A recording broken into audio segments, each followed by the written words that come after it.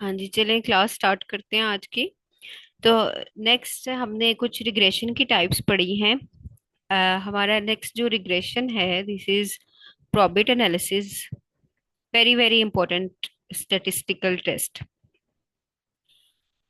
मैं इंपॉर्टेंट इसलिए कह रही हूँ क्योंकि समटाइम्स आप लोग जो है किसी टॉक्सिकेंट पे काम कर रहे होते हो, या किसी ऐसे केमिकल के पे काम कर रहे होते हो जिसकी आपने LC50 या LD50 कैलकुलेट करनी हो। ठीक है, या टॉक्सिकेंट के अलावा आप कोई जैसे प्लांट एक्सट्रैक्ट चेक करना चाह रहे हो, उसका जो है वो पॉजिटिव इफेक्ट चेक करना चाह रहे हो, लेकिन आपको ये नहीं पता कि वो किस हद तक टॉक्सिक है। ठीक है, एक सेफ लिमिट आप उसकी मालूम करना चाहते हो किसी भी केमिकल की, कि किस हद तक ये टॉक्सिक है और कौन सी ऐसी डोजेस हैं जो इसकी विद इन सेफ लिमिट आ सकती हैं कि उनका यूज जो है वो नुकसानदार नहीं होगा। ठीक है, तो फॉर जनरली फॉर LD50 और LC50 कैलकुलेट करने के लिए हम प्रोबेट एनालिसिस लगाते हैं, जो कि एक टाइप ऑफ रिग्रेशन है। अब LD50 या LC50 का most of the time biological students जो है उनको पता ही होता है कि ऐसी डोज जिसपे 50% ऑर्गेनिज्म डाई कर जाएं, या उसको LD50 कहते हैं। और LC50 क्या होती है, जिसपे LC50 वो कॉन्सेंट्रेशन जिसपे 50% ऑर्गेनिज्म डेथ हो। अच्छा जी, अब डोज और कंसंट्रेशन में क्या डिफरेंस है कि डोज हम उस टाइम पे किसी भी केमिकल को, किसी भी टॉक्सिकेंट को, किसी भी एनी टाइप ऑफ मटेरियल और सब्सटेंस जो 50%, जिसकी डोज 50% मोर्टेलिटी कॉज कर दे एनिमल्स के अंदर, ऑर्गेनिजम्स के अंदर। ठीक है, डोज का मतलब है आइदर वो उसको जो है वो इंजेक्शन फॉर्म में दिया जाए या उसको ओरली दिया जाए। और कंसंट्रेशन हम किसे कहेंगे, कंसंट्रेशन का मतलब है उसको उस इन्वायरमेंट में रखा जाए। जैसे या उस पे आप कोई भी इंसेक्टिसाइड स्प्रे कर दें, या अगर आप फिश पे किसी केमिकल की टॉक्सिसिटी चेक करना चाह रहे हैं तो आप उस वाटर में उस टॉक्सिकेंट को ऐड कर दें। ठीक हो गया, तो अगर वो टॉक्सिकेंट, वो सब्सटेंस इन्वायरमेंट के थ्रू उसका जो है वो एक्सपोजर है, तो उसको हम कहेंगे कि ये हम LC50 कैलकुलेट कर रहे हैं, लीथल कॉन्सेंट्रेशन। और अगर वो डोज की फॉर्म में है, जैसे आप उसको ओरली जो है वो इंड्यूस करवा रहे हो या उसको इंजेक्शन के थ्रू इंड्यूस करवा रहे हो, तो ये आप उस फॉर्म में इसको डोज कहेंगे। तो एनी थिंग आप LC50 कैलकुलेट करना चाह रहे हो या LD50 कैलकुलेट करना चाह रहे हो, आप दोनों के लिए प्रोबेट एनालिसिस ही जो है वो लगा सकते हो। ठीक है, and this is a type of regression, and this is very very similar to logistic regression. क्योंकि लॉजिस्टिक रिग्रेशन में हमने दो आउटकम्स पढ़े थे, यस और नो, प्रेजेंस और एब्सेंस, जीन एक्सप्रेस हुआ या एक्सप्रेस नहीं हुआ, इन्फेस्टेशन है या नो इन्फेस्टेशन है, डिजीज प्रेजेंट है या डिजीज प्रेजेंट नहीं है। ठीक है, तो प्रोबेट एनालिसिस में जैसा मैंने कहा कि मोस्ट ऑफ द टाइम हम यूज करते हैं लीथल कॉन्सेंट्रेशन को देखने के लिए। तो कॉन्सेंट्रेशन की लिथैलिटी या डोज की लिथैलिटी हमें कब पता चलेगी, जब हमें पता चलेगा कि इस पे कितने परसेंट ऑर्गेनिज्म की डेथ हो जाती है। ठीक है, तो हम क्या देखेंगे इसमें, मोर्टेलिटी रेट, आइदर सरवाइव किया या डेथ हो गई। तो ये दो आउटकम आएंगे हमारे पास, सर्वाइवल या मोर्टेलिटी। तो यहाँ पे भी लॉजिस्टिक रिग्रेशन की तरह this is very probit analysis is very very similar to logistic regression, जिसमें हमारे पास डिपेंडेंट जो वेरिएबल है उसके दो आउटकम होंगे, और ये कैटेगोरिकल वेरिएबल होगा। और आउटकम स्पेशली कौन से होंगे, सर्वाइवल और डेथ, या आप ये कह सकते हो अलाइव और डेड। कि अलाइव और डेड के फॉर्म में आपके पास दो आउटकम्स होंगे। तो इसका डिफरेंस क्या है, प्रोबेट एनालिसिस का डिफरेंस ये है कि जो हमारे पास कल बाइनरी लॉजिस्टिक रिग्रेशन था, आपने ये देखा था कि इसका कर्व जो है ये लीनियर कर्व नहीं है। ठीक है, ये एस शेप्ड कर्व है। लेकिन जो प्रोबेट एनालिसिस होता है इसमें हमारे पास जो कर्व है वो नॉर्मली डिस्ट्रीब्यूटेड कर्व होता है। जैसा कि आपको पता है कि नॉर्मल डिस्ट्रीब्यूशन क्या होती है, कि मोस्ट ऑफ द वैल्यूज जो हैं वो मिड में लाई करती हैं, और उसके जो है एक राइट टेल होती है और जो है लेफ्ट टेल होती है, उसमें कम वैल्यूज लाइज होती हैं। ठीक है, तो इसका कर्व भी बिल्कुल एक बेल शेप्ड कर्व होगा। प्रॉबिट एनालिसिस का डेटा ज्यादातर जो है ये नॉर्मली डिस्ट्रीब्यूटेड डेटा होगा। प्लस अगर हम इसको जो है वो एक स्ट्रेट लाइन, एक ट्रेंड लाइन में शो करें, तो ये एक स्ट्रेट लाइन जो प्रॉबिट मॉडल है, ये जितने भी आउटकम्स होते हैं उसको जो है वो स्ट्रेट लाइन में कन्वर्ट कर देता है। यानी ये मोर्टेलिटी की बजाय क्यूमुलेटिव मोर्टेलिटी को ज्यादा प्रेफरेंस देता है कि हर डोज पे मोर्टेलिटी कितनी हुई। फॉर एग्जांपल अगर आप जो है वो कोई भी आपने इंसेक्टिसाइड यूज किया है, उसका 0 ppm यूज किया है पार्ट्स पर मिलियन, 10 ppm यूज किया है, 20 ppm यूज किया है, तो 10 पे दो की डेथ हो गई है, 20 पे फिर अगेन की दो की डेथ हो गई है। तो जो प्रॉबिट एनालिसिस है ये 2+2 काउंट करेगा। ठीक है, यानी कि 10 ppm पे दो की डेथ हुई है तो टू मोर्टेलिटी, और नेक्स्ट 20 ppm में तो ये टू नहीं लिखेगा बल्कि मोर्टेलिटी क्या लिखेगा, 2+2 4। तो ये क्यूमुलेटिव मोर्टेलिटी जो है वो कैलकुलेट करेगा, इसलिए इसका जो कर्व है वो स्ट्रेट लाइन, जो इसकी ट्रेंड लाइन आती है ये स्ट्रेट लाइन आती है। लॉजिस्टिक रिग्रेशन में मोस्टली जो कर्व है वो हमारे पास एस शेप्ड कर्व होता है। ठीक है, बाकी जैसे ही मैं आपको टेस्ट लगवाती हूँ तो इसके रिजल्ट्स किस तरह से रीड किए जाते हैं और किस तरह का डेटा होता है हमारे पास, तो ये मैं आपको जो है वो एक्सेल शीट पे लेके जाती हूँ। आप मुझे ये बताएं कि आपको प्रॉबिट एनालिसिस में और लॉजिस्टिक जो रिग्रेशन हमने बाइनरी लॉजिस्टिक रिग्रेशन कल पढ़ा था, इन दोनों का डिफरेंस समझ आ गया? कि बाइनरी लॉजिस्टिक रिग्रेशन जो है वो बहुत कम यूज होता है, प्रॉबिट एनालिसिस जो है वो बहुत ज्यादा, जब भी आपने LC50 या LD50 कैलकुलेट करनी है तो ये यूज होगा। हाँ जी, बताएं। Yes ma'am. ओके, ठीक है, तो प्रॉबिट एनालिसिस हम जरूरी नहीं है कि हम जो है वो अलाइव और मोर्टेलिटी के लिए यूज करें। आपने जब भी अपनी डोज की लिथैलिटी को चेक करना है ना, ठीक है, जब भी डोज की लिथैलिटी को चेक करेंगे कि आइदर इट इज लीथल और नॉट। फॉर एग्जांपल आप कोई प्लांट का एक्सट्रैक्ट ले रहे हो, आप ये देखना चाह रहे हो कि ये डिजीज ये किस हद तक, क्योंकि excess of everything is bad. जो भी ऑर्गेनिज्म की बॉडी में एक्स्ट्रा कोई भी आप केमिकल ऐड कर रहे हो, अगर उसकी एक्सेस होगी तो वो बैड होगा, एक खास लिमिट के आगे वो उसके लिए बैड है। ठीक है, तो उसके बाद आप ऐसी डोजेस तलाश करते हो कि वो कौन सी डोज दी जाए। ठीक है, अक्सर जो है जो मेडिसिन प्रिपेयर करते हैं मेडिसिन इंडस्ट्रीज में, डोज की सिलेक्शन के लिए एग्जैक्टली यही मेथड यूज किए जाते हैं कि किस हद तक ये डोज जो है ये लीथल नहीं है। सब लीथल डोजेज आप इनको कह सकते हो कि अंदर ये सेफ लिमिट है। तो दोनों केसेस में आइदर आप इंसेक्टिसाइड, पेस्टिसाइड, कोई heavy metals, any type of chemicals का आप लीथल इफेक्ट चेक करना चाह रहे हो, या आप एक ऐसी डोज तलाश करना चाह रहे हो किसी भी ऐसे सब्सटेंस की जिसको आप एज अ मेडिसिन यूज कर रहे हो, उसकी सेफ लिमिट देखना चाहते हो, देन आप ये जो है प्रॉबिट एनालिसिस लगा सकते हो।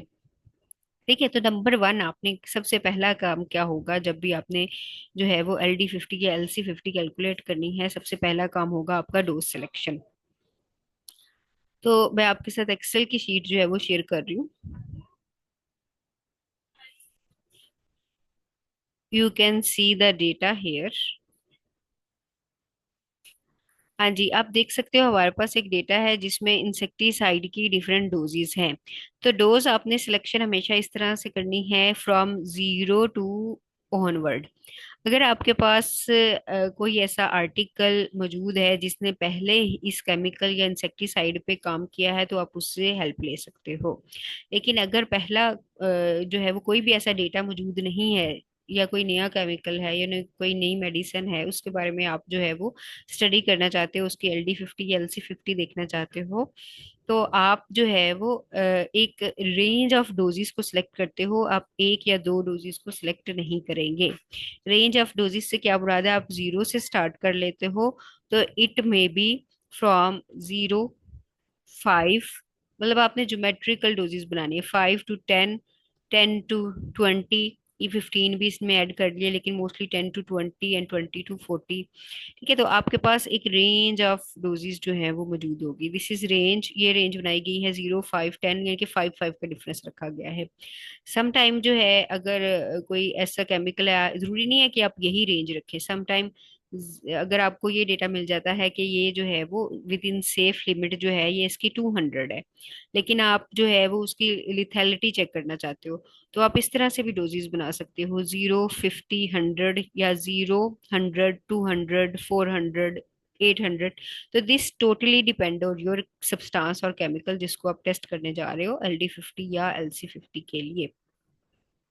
तो यहाँ पे जो हमारे पास डेटा मौजूद है, ये एनी इंसेक्टिसाइड उसकी डोजेस सिलेक्ट की गई हैं फ्रॉम जीरो। जीरो का मतलब है कि यहाँ पे कोई भी जो है वो प्लासीबो है। Placebo mean only water present है जिसमें इंसेक्टिसाइड को मिक्स करके हम उसको जो है वो डाइल्यूट करेंगे। तो यहाँ पे सिर्फ और सिर्फ वाटर मौजूद है। अगर इंसेक्टिसाइड को अल्कोहल में या एसीटोन में हल करना है तो यहाँ पे सिर्फ और सिर्फ एसीटोन होगी। ठीक है, देन हमारे पास 0, 5, 10, 15, 20, 25 एंड 35 ये डिफरेंट डोजेज हैं। ये मिलीग्राम पर ml या मिलीग्राम पर लीटर हो सकती हैं।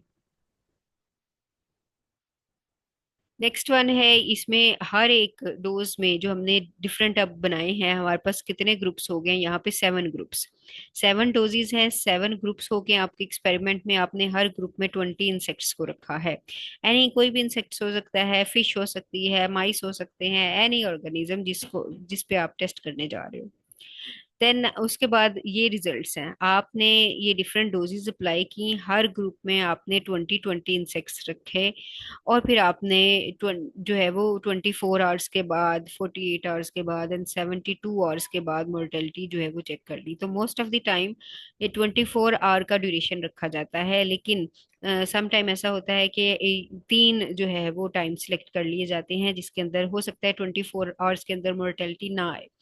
तो फिर 24 से 48 एंड 72 आवर्स तक का ड्यूरेशन रख लिया जाता है टू चेक द मोर्टेलिटी। तो आप इसमें देख सकते हैं, नेक्स्ट जो है वो कॉलम, थर्ड कॉलम में आप नंबर ऑफ मोर्टेलिटी देख सकते हैं कि फर्स्ट जो है 0 डोज पे 0 मोर्टेलिटी है, यानी कि 20 के 20 अलाइव हैं, और जो है वो 0 डेड है। नेक्स्ट में 2 डेड, थर्ड डोज पे 7 एंड सो ऑन। ठीक है, तो ये हमारे पास 3 कॉलम है।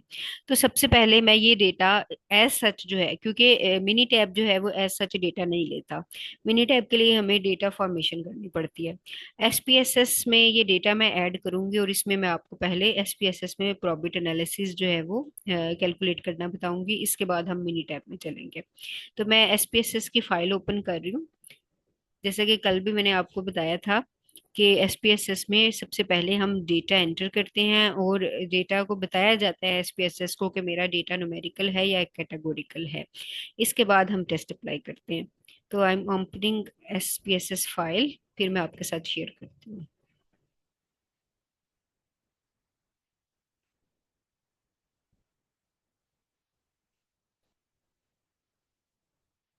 जो मिनी टैब है उसमें डेटा एंटर करने के लिए थोड़ा सा आपको डेटा को जो है वो मजीद डिटेल से बताना पड़ता है। तो एसपीएसएस में आप एज सच डेटा जो है वो एंटर कर सकते हो। अच्छा जी, where is my SPSS file ji.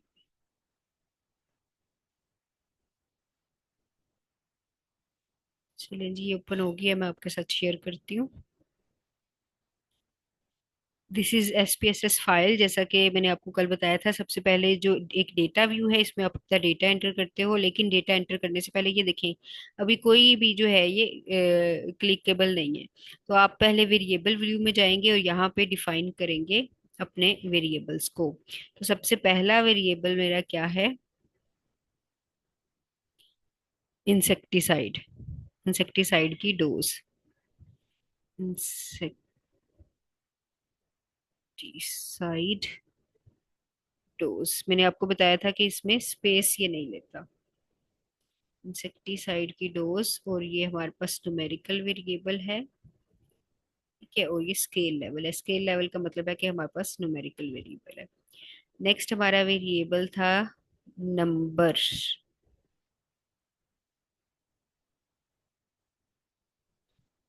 Of insects. ठीक है, तो सेम मैं लेबल्स में भी इसको लिख दूंगी, डोज एंड इंसेक्ट्स। तो दिस ये भी मेरे पास न्यूमेरिकल फॉर्म में है, तो मैं इसको स्केल का लेवल दे दूंगी। थर्ड कॉलम हमारे पास है मोर्टेलिटी का।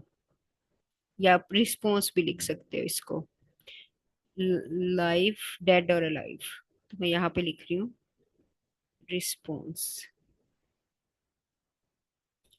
आपको पता है दिस इज कैटेगोरिकल, तो इसको हम स्ट्रिंग सेलेक्ट करेंगे। यहाँ पे मोर्टेलिटी भी लिख सकती हूँ, response and this is nominal. ठीक है, अब आप डेटा व्यू में जाएं। अब आपके पास तीन कॉलम नजर आ रहे हैं। यहाँ से मैं जो है ये अपना डेटा एक्सेल से अब डेटा व्यू में पेस्ट कर दूंगी। ठीक है, अब आप देख सकते हो ये डेटा आ गया हमारे पास। हम एनालाइज में जाएंगे। क्या, एनालाइज में जाने के बाद आप रिग्रेशन में जाएंगे। रिग्रेशन से यहाँ पे प्रॉफिट सिलेक्ट करेंगे। रिस्पॉन्स के कॉलम में आप रिस्पॉन्स ऐड कर सकते हो,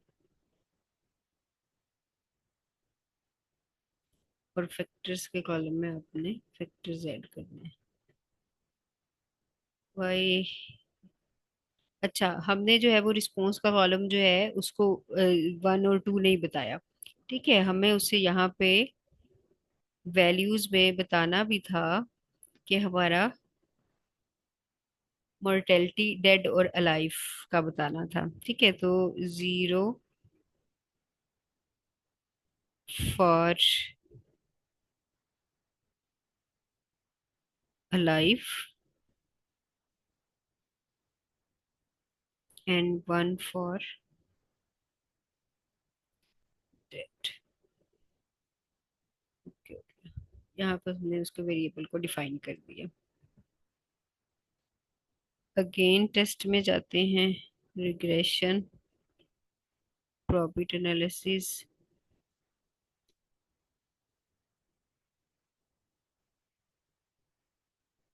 ये response 0, this is not giving response. Second, maybe data में 0, 5, 10, 15 and 20 and response, we have response categorical. अच्छा, हमने यहाँ पे इसको कैटेगोरिकल कर दिया है। कैटेगोरिकल तो है लेकिन हमारे पास नंबर्स की फॉर्म में है, इसलिए इसको नंबर्स ही रहने दूंगी। स्केल लेवल, ठीक है, मिनी टैब में हम इसको जो है वो कैटेगोरिकल 0 और 1 की फॉर्म में ऐड करेंगे। यहाँ पे ये न्यूमेरिक्स में ही है, इसलिए इसने नहीं ले रहा। तो हर एक सॉफ्टवेयर की थोड़ी बहुत जो है ये होती है। तो यहाँ पे आपने क्योंकि रिस्पॉन्स जो है वो 0 to 7 की फॉर्म में ऐड किया, 1 और 2 की फॉर्म में नहीं किया, इसलिए आपको यहाँ पे भी न्यूमेरिक ही लिखना पड़ेगा। लेकिन एक्चुअली ये आउटकम जो है, ये आपने फ्रिक्वेंसी जो है वो नंबर की फॉर्म में लिखी है, एक्चुअली आउटकम जो है वो कैटेगोरिकल ही है इसका। ठीक है, जैसे 2 डेड, तो इसका मतलब ऑटोमेटिक मतलब ये है कि 18 जो है वो अलाइव होंगे। रिग्रेशन में जाएंगे, प्रोबिट में जाएंगे। हाँ जी, ये अब रिस्पॉन्स फ्रिक्वेंसी, तो ये डिमांड ये कर रहा था कि मुझे न्यूमेरिक्स में डेटा चाहिए। तो रिस्पॉन्स फ्रिक्वेंसी में आप रिस्पॉन्स वाले कॉलम में रिस्पॉन्स ऐड कर देंगे।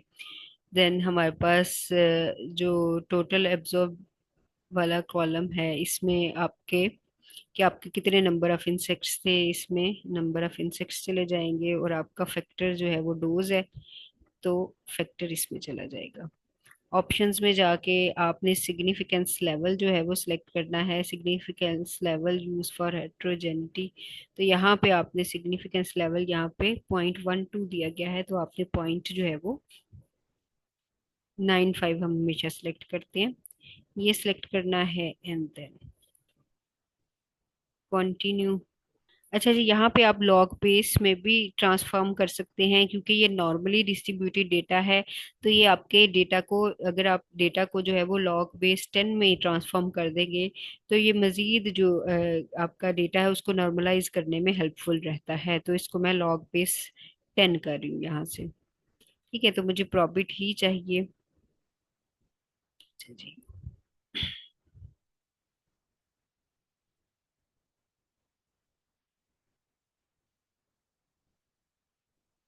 हाँ जी, डोज में हमने नंबर ही ऐड किए हैं।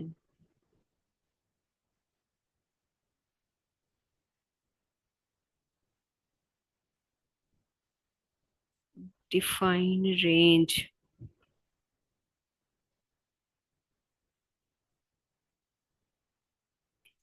Why this is not response frequency total observe factor observed. 1 minute बच्चों, यहाँ पे कोई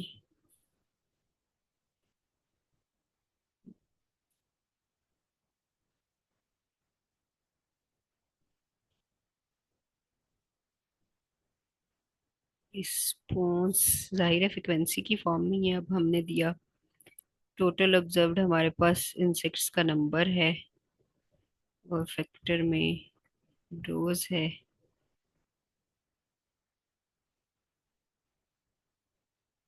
प्रॉफिट, हाँ जी, significance level use for heterogeneity is 0.95। ये डिफॉल्ट ही रहने देनी चाहिए, इसकी खैर जरूरत नहीं है।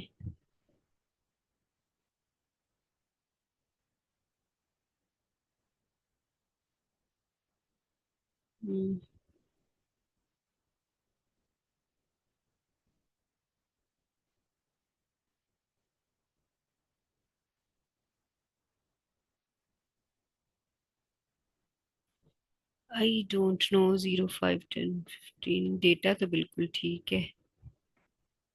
Just a minute.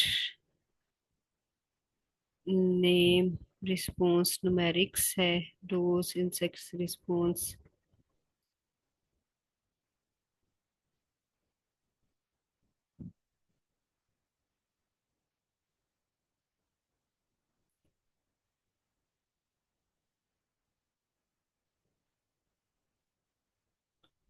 इसको रिमूव कर दूं।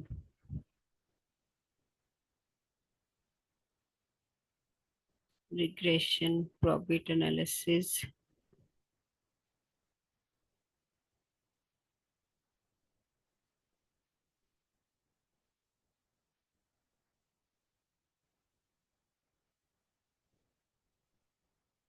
There is a question mark, ये क्वेश्चन मार्क अल्लाह जाने क्यों दे रहा है।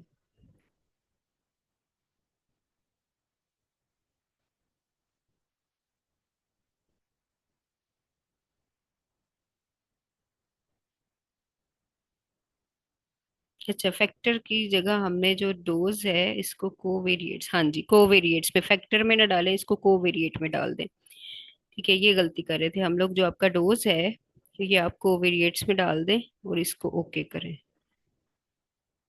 हाँ जी, अब रिजल्ट्स आपके सामने हैं। ठीक है। अच्छा जी, यहाँ पे अब आपके जो रिजल्ट्स हैं, अब आप देख सकते हैं पैरामीटर एस्टिमेट्स। ये आपका डोज का पैरामीटर है, ये स्टैंडर्ड एरर है, ये जी वैल्यू, ये जो नॉर्मल नॉर्मल डिस्ट्रीब्यूटेड कर्व की जी मैम वैल्यू रिजल्ट थी वाली वो है। विंडो शो जी, स्क्रीन नहीं नजर आ रही। रिजल्ट रिजल्ट वाली विंडो नहीं शो हो रही। अच्छा, मैं दोबारा शेयर करती हूँ। हाँ जी, अब नजर आई है, क्योंकि ये नई दोबारा विंडो में खोलता है ना, शायद इसलिए नहीं आ रही थी। यस मैम बता रही हाँ। अच्छा जी, ये एस्टिमेट्स आ गए आपके पास। ठीक है, ये स्टैंडर्ड एरर आ गया, ये जी वैल्यू शो करती है नॉर्मली डिस्ट्रीब्यूटेड कर्व की, ये सिग्निफिकेंस लेवल है, ये लोअर वैल्यू है, ये अपर वैल्यू है। अच्छा, ये जो इंटरसेप्ट है ये वही जो हमने इक्वेशन में पढ़ा था ना, क्योंकि ये भी रिग्रेशन की फॉर्म है। ठीक है, ये भी स्लोप को शो करता है, जो आपकी स्लोप वैल्यू है जो हमने B1 पढ़ी थी, ये इंटरसेप्ट की वैल्यू यहाँ से आप ले सकते हैं और P वैल्यू ये यहाँ से ले सकते हैं। प्लस इसमें काई स्क्वेयर भी यूज करता है ये मॉडल। तो काई स्क्वेयर आपको पता है हमने जो है वो कैटेगोरिकल वेरिएबल के लिए यूज किया था। तो काई स्क्वेयर टेस्ट में ये काई स्क्वेयर की वैल्यू है और सिग्निफिकेंस लेवल 0.942 है। अच्छा, इसमें भी बिल्कुल जैसे, क्योंकि ये नॉर्मली डिस्ट्रीब्यूटेड डेटा है, ठीक है, तो इसमें जैसे हमने नॉर्मल डिस्ट्रीब्यूशन के लिए पी वैल्यू को रीड किया था, काई स्क्वेयर की वैल्यू को यहाँ पे बिल्कुल उसी तरह से रीड किया जाता है कि अगर वैल्यू जो है 0.05 से अबव होगी तो ये जो प्रॉबिट का मॉडल है ये बेस्ट फिट होगा। ठीक है, तो यहाँ पे जो वैल्यू है पी की वैल्यू वो 0.942 जो 0.0942 है, 0.05 से ज्यादा है, बल्कि काफी ज्यादा है। तो इसका मतलब है the model is best fit. ठीक है, तो आपने क्या क्या चीजें लिखनी है अपने जो आप मैं भी आपको टेबल भी दिखाऊंगी जैसे कि पेपर में बनाया गया है। तो आपने एक स्लोप की वैल्यू लिखनी है, ये कॉन्फिडेंस इंटरवल है, यानी कि विद इन जो है कितना आपके पास जो है ये लोअर बाउंड्री क्या है, अपर बाउंड्री क्या है। तीसरे नंबर पे आपने लिखना है काई स्क्वायर की वैल्यू और इसकी पी वैल्यू, ये शो करती है कि मॉडल फिट है कि नहीं। अब क्वेश्चन ये आता है कि आपको LC50 या LD50 कहाँ से पता चलेगी। तो ये जो आप कॉन्फिडेंस लिमिट में आ जाए, ये जो आपका थर्ड वाला टेबल है, दिस वन, कॉन्फिडेंस लिमिट। अब आप यहाँ पे प्रॉबिट देख सकते हो, 0.010 से लेके ये हमें 100 तक देता है। ठीक है, 100% मोर्टेलिटी तक। तो आपने फाइंड आउट करना है 50% मोर्टेलिटी। ठीक है, दिस इज 10, 20, 30 एंड 50। ये 50 पे आप आ जाए। ये 50 के सामने ये जो एस्टिमेट है 3.5, 3 आपके पास 5 की वैल्यू आपको नजर आ रही है। ठीक है, ये डिफरेंट डोजेज हैं, क्योंकि मैंने आपको ये बताया था कि ये प्रिडिक्ट करता है। ठीक है, तो आप डिफरेंट डोजेज ले लें। आपने नंबर ऑफ मोर्टेलिटी ले लिया इंसेक्ट्स की, तो अगर आपकी उस रेंज में आई नहीं भी आई, तो आपने मेक श्योर होना है प्रॉबिट एनालिसिस में कि आपके पास जो डेटा है वो 100% मोर्टेलिटी तक का हो, तभी आप 50% LD50 जो है वो कैलकुलेट कर सकते हो। तो यहाँ पे जो LD50 की वैल्यू है वो अराउंड आप देख सकते हो। ठीक है, ये आ गया हमारे पास, दिस इज 10, 20। ठीक है, पॉइंट, और ये आ गया यहाँ पे 4, और ये 5, दिस वन 50, दिस वन। ठीक है, जहाँ पे लिखा हुआ है 0.50, तो दिस वन इज द 50% आपकी डोज। 50% LD50 कितनी होगी आपके पास, ये सामने लिखा हुआ है 13.05। 13.05 है, और ये लोअर लिमिट है और ये अपर लिमिट है। ठीक है, अब इससे नीचे जितनी भी डोजेज हैं, ये जो आपका 0.500 लिखा गया है, इसके नीचे जितनी भी डोजेज हैं ये सारी की सारी सब लीथल डोजेज होंगी। LD50 जो है ये आपकी ये है 13.05। सम टाइम आपको LD जो है वो 90 या LD100 भी कैलकुलेट करनी पड़ती है, तो आप यहाँ से देख सकते हो। ठीक है, दिस इज योर LD90 या LC90, 20.90। ठीक है, तो ये वो डोजेज हैं जो अक्सर पेपर में बताई जाती हैं कि ये हमारी जो ये सब्सटेंस है इसकी LD50 या LC50 क्या है। तो आप यहाँ से 13.052, हालांकि अब आपने डेटा में देखा होगा कि हमने 13 जो है वो कोई भी ऐसी कॉन्सेंट्रेशन यूज नहीं की थी। हमारी कॉन्सेंट्रेशन क्या थी, 0, 5, 10, 15, 20, 25, 30। ठीक है, तो हमारे पास 13 वाली, तो हमारे जो प्रॉबिट एनालिसिस है ये प्रिडिक्ट करके देता है कि हमारी जो है वो LD50 क्या होगी। यहाँ पे आपकी LD50 है 13.05। हाँ जी, रिजल्ट रीड करने आ गए हैं तो मुझे बताओ।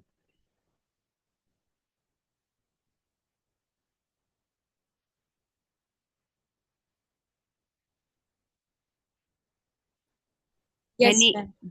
क्या नहीं कंफ्यूजन, किसी को कंफ्यूजन है तो पूछ ले, नहीं तो मैं आपको पेपर दिखाती हूँ। मैम सब लिथल डोजेस कौन सी होंगी? सब लीथल डोजेज वो होंगी जो LC50 या LD50 से बिलो होंगी।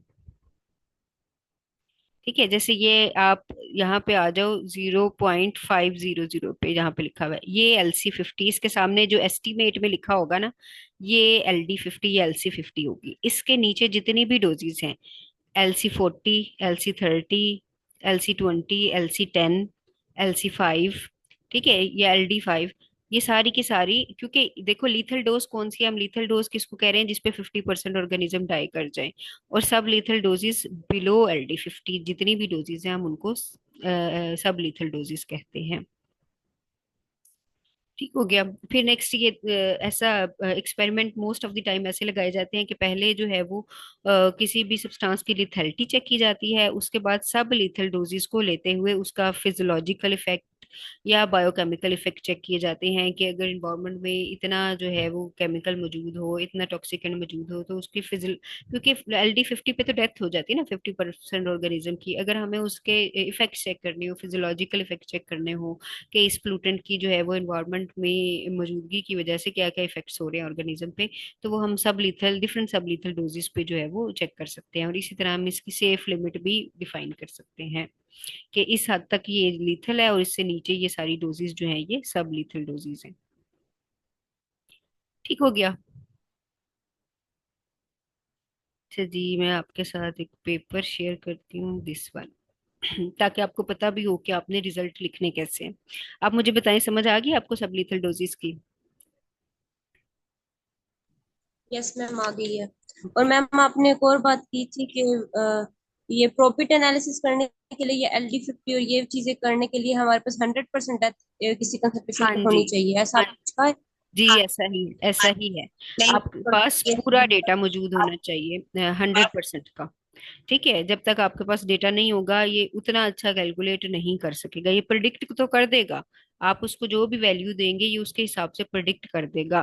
लेकिन बेस्ट प्रैक्टिस क्या होती है कि आप जितनी मैक्सिमम डोजेस लगा सकें, क्योंकि आप एक्सपेरिमेंट कर रहे हो ना, तो जितनी मैक्सिमम आप डोजेस लगा सकें और जिसपे आपको 100% मोर्टेलिटी मिल जाए, फिर उस डेटा को आप मोर अथेंटिकली आप बता सकते हो उसमें।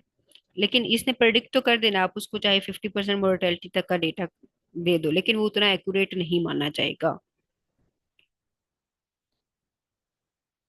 ठीक हो गया। अच्छा जी, अब ओके आपको मैम। PDF की फाइल नजर आ रही है? इसमें अगर आपने मोर्टेलिटी बतानी है तो ये आप इस तरह से मोर्टेलिटी के ग्राफ बन सकते हैं। ये जो ग्राफ है ये एक जो है पर्सनल मोर्टेलिटी के साथ डिफरेंट कंसंट्रेशन पे बनाया गया है। ठीक है, ये जो है ये कंट्रोल लेवल का ही है। आप इसी तरह से जैसे मैंने आपको लाइन ग्राफ सिखाए थे, आप उस तरह से डिफरेंट ग्राफ बना सकते हो, मोर्टेलिटी के टाइम वाइज बना सकते हो। अगर आपने 3 टाइम्स पे किया, जैसे 24 आवर्स, 48 आवर्स और 72 आवर्स, ठीक है, उस पे आपका अनोवा लग जाएगा। ऐसे ही है ना, 3 कॉन्सेंट्रेशंस पे आपका अनोवा, अगर 2 टाइम है तो आपका टी टेस्ट को अप्लाई हो जाएगा। और आप इस तरह से, जैसे हमने टी टेस्ट वाले ग्राफ बनाना सीखे थे और अनोवा वाले ग्राफ बनाना सीखे थे, लाइन ग्राफ, आप बिल्कुल उसी तरह से कंसंट्रेशन के हिसाब से, जैसे आपका एक्स एक्सिस पे कंसंट्रेशन आ जाएगी, वाई एक्सिस पे मोर्टेलिटी आ जाएगी, और ये जो डिफरेंट लाइन है ये डिफरेंट टाइम्स की बन सकती हैं। या अगर डिफरेंट आपने इंसेक्ट्स यूज किए हैं, डिफरेंट स्पीशीज यूज किए हैं, ये तो यूज का बन सकते हैं। तो इन्होंने जो है वो डिफरेंट स्पीशीज यूज की गई हैं डिफरेंट टाइम पे। अच्छा जी, टेबल की तरफ आते हैं, जो आपके रिजल्ट्स जो आपने कैसे लिखने हैं ये देखें। दिस इज इंसेक्टिसाइड अप्लाइड और स्पीसीज। ठीक है, ये दो इंसेक्टिसाइड हैं, कॉन्फिडोर एंड बुकट्राइल एम, ये दो इंसेक्टिसाइड हैं और दो स्पीसीज पे अप्लाई किया गया है इनको। अब LD50 लिखी गई है plus minus standard error. LD50 के आगे जो आपको स्टैंडर्ड एरर आपको इंटरसेप्ट के ऊपर नजर आया था, आपने वो लिखना है जो पहले टेबल में मैंने आपको बताया था SPSS में। ठीक है, LD50 plus minus standard error ml/लीटर, ये उसकी डोज होगी जो आपने इंसेक्टिसाइड की। या ये ppm में भी हो सकती है, परसेंटेज में भी हो सकती है, एनी मिली मोलर में भी, मोल्स में भी हो सकती है, नॉर्मल डोज भी हो सकती है। ये डिपेंड करता है आपके सब्सटेंस के ऊपर कि आप किसको चेक कर रहे हो।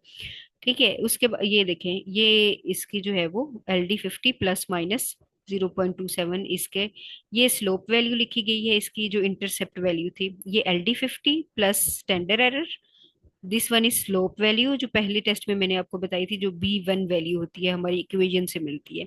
ये सेकंड नंबर पे टेबल में आप वो लिखते हो। थर्ड नंबर पे आप काई स्क्वायर की वैल्यू लिखते हो, क्यों? क्योंकि आपने बताना है कि आपका मॉडल जो है वो बेस्ट फिट है या नहीं। थर्ड नंबर पे प्रोबेबिलिटी क्या है, ये P वैल्यू है। P वैल्यू क्या डिपेंड करती है कि क्या आपका मॉडल फिट हुआ या नहीं। जैसे मैंने आपको पहले बताया था, अगर P वैल्यू इस केस में काई स्क्वायर की P वैल्यू, याद रखिएगा प्रोबिट केस में, अगर काई स्क्वायर की P वैल्यू 0.05 से अबव हो तो ये शो करती है कि डेटा नॉर्मली डिस्ट्रीब्यूटेड है, या प्रोबिट मॉडल जो है आपके डेटा पे बेस्ट फिट है। और ये LD50 को जो है ये वेरी एफिशिएंटली कैलकुलेट करके दे रहा है आपको। ठीक हो गया, ये इस तरह से आप क्या करना है, जब भी आपने LD50 एक बतानी है, दूसरे नंबर पे स्टैंडर्ड एरर, स्लोप वैल्यू बतानी है। स्लोप आप ये बताएगी कि आपका डेटा कितना नॉर्मली डिस्ट्रीब्यूटेड है, आपकी कंसंट्रेशन के साथ साथ कितनी मोर्टेलिटी जो है वो इंक्रीज की है। ठीक है, ये स्लोप वैल्यू, जितनी कम स्लोप वैल्यू होगी उतना कम ये आपका मॉडल जो है वो फिट नहीं होगा। इसका मतलब है कि इंसेक्टिसाइड का कोई इफेक्ट नहीं है अगर आपकी स्लोप अच्छी नहीं आएगी। देन आप देख सकते हो काई स्क्वायर जो है वो आपका मॉडल के फिट होने पे बताता है कि आपका मॉडल, आपका डेटा जो है वो प्रोबिट मॉडल पे कितना फिट है। तो जितनी ज्यादा स्ट्रेट लाइन होगी उतना ज्यादा जो है ये आपका मॉडल बेस्ट फिट होगा। तो यहाँ पे ये आप देख सकते हो, ये दो स्पीसीज के साथ बनाया गया है ग्राफ्स को। तो इसी तरह आप ग्राफ बना सकते हो। अगर आपने टाइम वाइज जो है 3 टाइम्स रखे हैं या 2 टाइम्स रखे हैं, उस पे आप डिफरेंट कंपैरिजन टेस्ट अप्लाई कर सकते हो, टी टेस्ट या नोवा अप्लाई कर सकते हो। और ये आपकी LD50। तो ये आप दो तरह से प्रॉफिट एनालिसिस को डिफाइन करते हो, एक मोर्टेलिटी के हिसाब से, देन फिर आप ग्राफ बना के, जो एक डिस्क्रिप्टिव है कि डेटा विजुअलाइजेशन है, और दूसरा आप अपने डेटा को बेस्ट फिट का दिखाते हो टेबल की फॉर्म में, ये जो 3 से 4 वैल्यूज मैंने आपको बताई हैं। ठीक हो गया?